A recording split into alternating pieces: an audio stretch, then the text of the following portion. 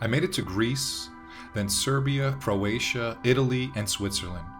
And just 2 weeks after I crossed the Sinai Peninsula and arrived in Europe, more than 100 people were killed in an attack that was carried out by militants of the Islamic State. Then, as I crossed Europe, I traveled alongside Syrian refugees that were fleeing for their lives in an effort to seek asylum within the European Union. I feel like I've nearly seen it all at this point, and by the time I got halfway across Europe, I had run myself into the ground without even knowing it. Between the 11 months of non-stop travel, constantly trying to push myself to new creative heights, and the stress of continually crossing through dangerous areas, I hit a wall. And not just any wall. A chronic fatigue set in, and I often found it hard just to find the energy to leave my hotel room each day. I've spent more time in doctor's offices lately than I care to remember. But there's so much going on in my life and such a transformation happening that some days it's nearly impossible to juggle it all. Plus, I usually don't know where I'm headed in a week's time, which is an exciting way to live, but it's also emotionally draining.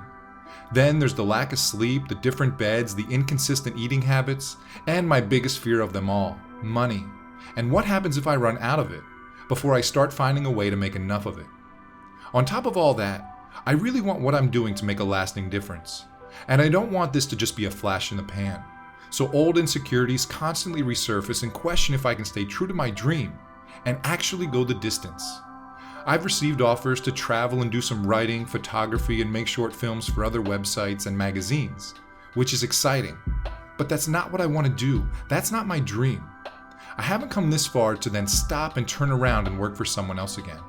Even if that means I'll get to do some of the things I love doing and actually get paid to do them. That's close, but my dream, it's much bigger than that. And I'm going to keep running towards it instead of shying away from it. And I thought that going from Cape Town to Cairo and then through the Middle East was going to be the hardest part of my journey. But because of the fatigue, I've fallen behind on my writing and episodes like this. And sometimes I think it would be much easier just to give it all up and find a job where I could sit behind a desk, give just enough effort, and zone out until the weekends. But I snap out of it quickly, and I remember why I'm doing this, and that I don't want easier. I want this to be difficult. That's right, I actually want this to be a challenge, my greatest challenge. I want the world to throw everything it's got at me, which some days it feels like it's actually trying to do. I've already had easy, and that's no way to go through life. I don't want a routine, I don't want to know what to expect each day, and I don't want to know the outcome of everything I do before I actually go and do it. I want to wake up in Italy and fall asleep in France. And I'd rather be out here scratching and clawing at this my own way and fail than be successful at anything else. This is what I'm meant to be doing. The struggles and the setbacks are a necessary part of my path, and I'm as sure of it as I'm sure tomorrow will come. The struggle is the story, and overcoming those struggles is my story. And what I've come to find out is that the only real growth comes when I've been knocked down. It's down there that I find out just how deep my well is and how bad I really want this. My journey is far from over, and it might never be over because I can tell that it goes far beyond just traveling around the world.